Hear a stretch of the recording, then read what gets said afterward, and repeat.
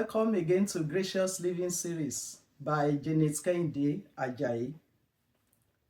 Today we are looking at the topic, recognizing a suitable marriage partner. Among believers, there are things you will see that will attract you personally to a person. And even when you are attracted, there are some traits you will notice in a relationship that will make you confirm that this is somebody you have decided to live the rest of your life with. You must be able to see some ingredients that will attract you to the person and that will make the relationship to be enjoyable to the two of you in preparation for a healthy home. Number one thing that is important in a relationship is somebody who respects you. By the time you are in the relationship, this person is ready to listen to you attentively if you are talking, ask your advice, honor your commitments, and respect your boundaries. Treats you with politeness and kindness. And while introducing you to others, speaks highly of you to others and supports your success. Is an essential ingredient in recognizing that this person is a suitable marriage partner. Number two, somebody who trusts you. Somebody who can confide in you, value your opinion.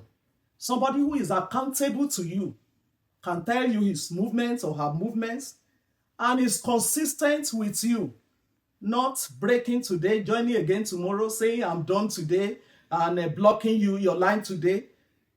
Reliability is an essential ingredient in somebody in a relationship you can trust. So such a person will be honest with you, will not lie, will not deceive. So trust is an essential ingredient.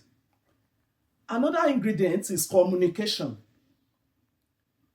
In talking together, it's important in somebody you intend to marry. This person will be willing to hear your view on matters, ready to consider your own opinion, will not insist that things must be done his own way. And it does not mean that there will not be conflicts of opinions, but you view it, the two of you will view it, you agree to disagree, and you allow a healthy compromise. This person does not insist on having his own way. Such is the type of person you can consider for a growing relationship and a relationship that can upgrade to marriage. Another ingredient is commitment to the relationship.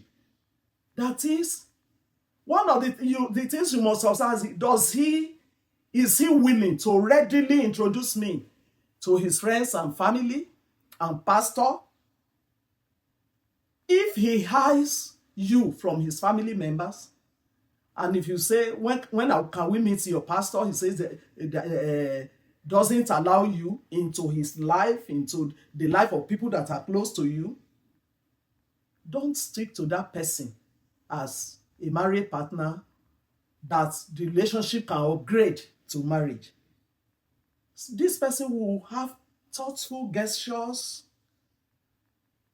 planning surprises for you, working through conflict, showing consistent emotional support, using we language. Let's go and do this. When are we going to do this? Note the language. Once the language is the language of I begin to suspect selfishness. The person will be ready to share, talk about sharing experiences rather than individual one. Even discussing future financial and lifestyle plans. This person will include you into the plan and seek your opinion. Such is the type of person you can recognize a relationship with and think of upgrading such a relationship to marriage.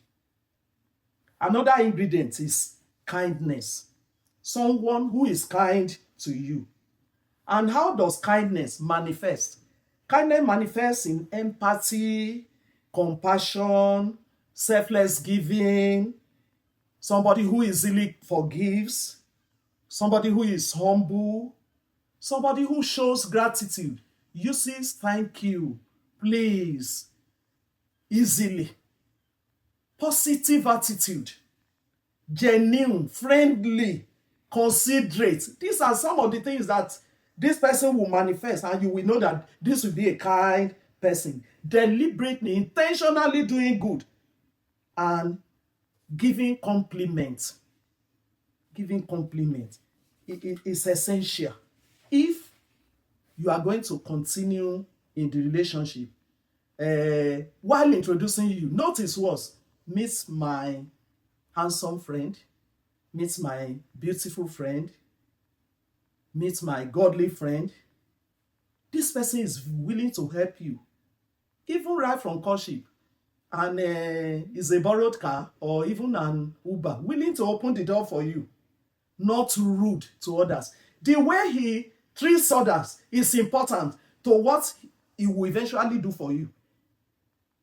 Even the vulnerable, maybe beggars coming around, somebody who needs help, somebody who wants to carry a load, notice the way the person treats them. If he is kind to others, there is a likelihood that he will be kind to you.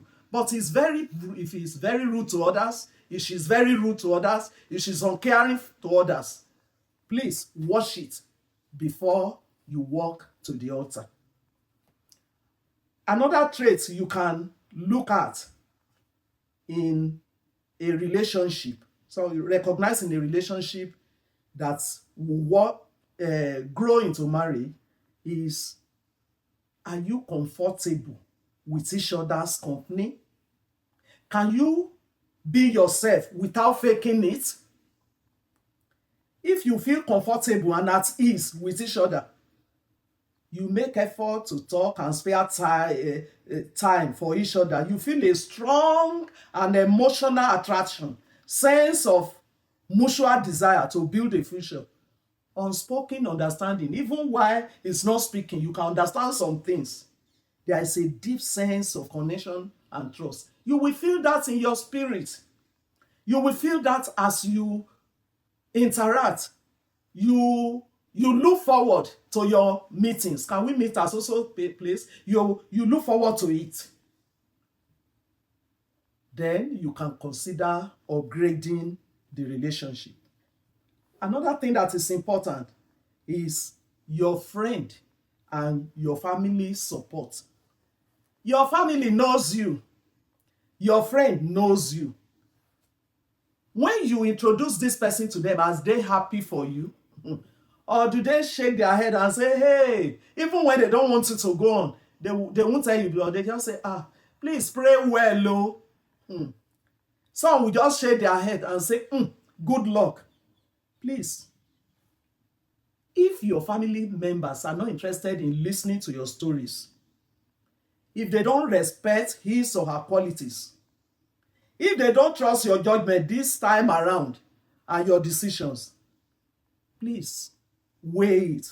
The family provides a safe and non-judgmental environment. So, and if they are not ready to fan the flame of the relationship, sometimes one or two in a family or out of your friends may disagree. But when you discover that majority of your family members and friends are not in support of the relationship, they know you and they are better predictors of the future. So watch what they do and what they say before you continue the relationship. Another thing to consider is that, do you feel good? Do you feel safe? Do you feel calm in his or her presence? Is there the absence of fear and worry? Do you feel valued? Do you feel a sense of equality? We are friends. Because you will wake up and you will sleep together. Or what you feel is the position of a master and servant? Is there a sense of affection and care? Can you have fun, share jokes without romance or sex in it?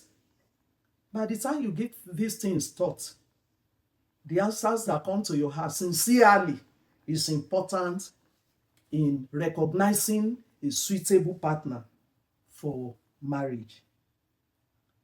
You can also go further by looking at, can you make decisions together?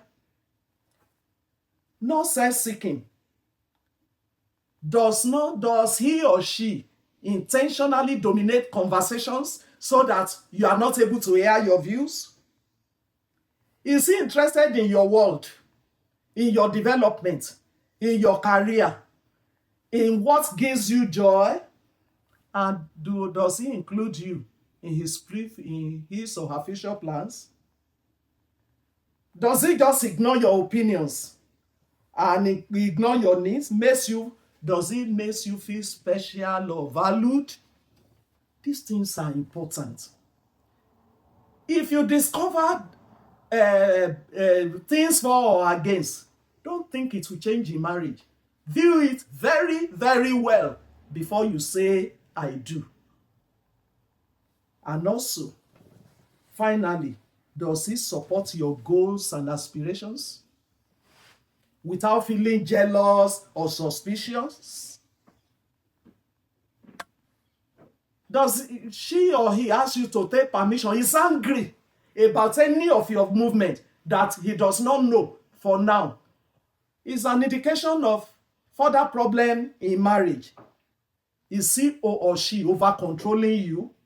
Will not make you to be scared or confused, or we want to make you scared or confused sometimes in your ability to try to please him or her.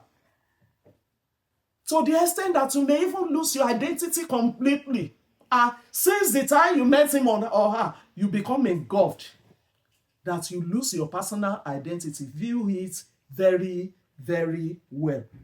So, what are we really saying? You will discover that the summary of this is that the person you are going to marry must be patient, kind, does not envy, is not boastful, is not proud, does not dishonor others, is not self-seeking, is not easily angry, does not keep record of wrong, does not rejoice in evil, loves and rejoices in the truth, ready to protect, always trust, always hopes, and always persevere. Guess what? If you are listening to me and you are familiar with 1 Corinthians 13, verses 4 to 7, you will know that these are the qualities of true love as we have it in that place. So, this kind of love never fails. That's why what we have in verse 8 of that 1 Corinthians 13. And it is God's kind of love demonstrated through Christ. You have this choice to do the screening and weigh the claim of somebody that is willing to marry you based on this test, as we have it in 1 Corinthians 13, verses 4 to 8. By the time you do that, you'll be able to judge yourself whether this is a suitable partner for marriage. God bless you as you don't deceive yourself in Jesus' name.